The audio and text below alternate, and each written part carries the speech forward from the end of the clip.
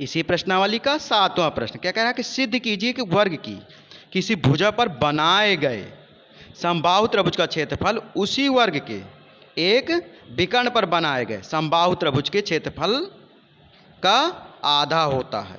तो देखिए हम इसका ले रहे हैं सॉल्यूशन। तो सबसे पहले मान लेना मानव वर्ग की भुजा क्या है, ए इकाई है। तो ये आपका त्रिभुज हमने ले लिया। तो इसमें हमें क्या लेना है, सबसे पहले वर्ग बनाना है। तो वर्ग बना लिया, ए बी सी डी आपका ये वर्ग है। तो क्या कह रहा था कि सबसे पहले हम वर्ग का विकर्ण निकाल लें। तो वर्ग की भुजा ए दिए है, तो त्रिभुज ए बी डी में कोण डी ए बी कितना है आपका 90 अंश का है। क्यों है, क्योंकि ये आपके वर्ग के सभी कोण 90 अंश के होते हैं। तो इसलिए त्रिभुज ए बी डी क्या हो जाएगा, समकोण त्रिभुज है। तो हम पाइथागोरस प्रमेय लगा सकते हैं। पाइथागोरस प्रमेय क्या होती है, कर्ण का स्क्वायर शेष दो भुजाओं के वर्गों के योग के बराबर होता है।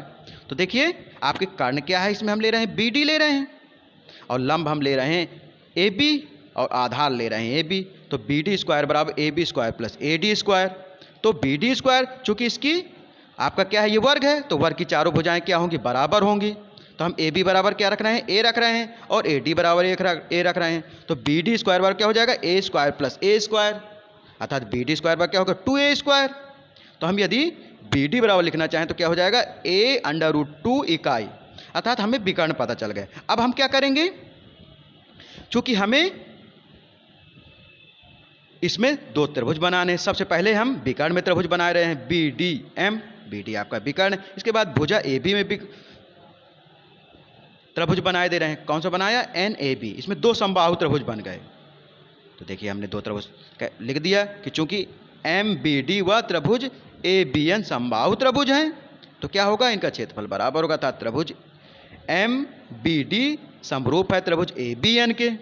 तो हम जानते हैं कि यदि लिखें कि त्रिभुज ए बी एन का क्षेत्रफल बटे त्रिभुज बी एम डी का क्षेत्रफल इनकी संगत भुजाओं के वर्गों के बराबर होगा। संगत भुजाएं क्या ले रहे हैं, पहले हम ए बी एन की संगत भुजा एन ए ले रहे हैं, और एम बी डी की संगत भुजा एम डी ले रहे हैं। तो क्या हो जाएगा, एन ए बटे एम डी का होल स्क्वायर।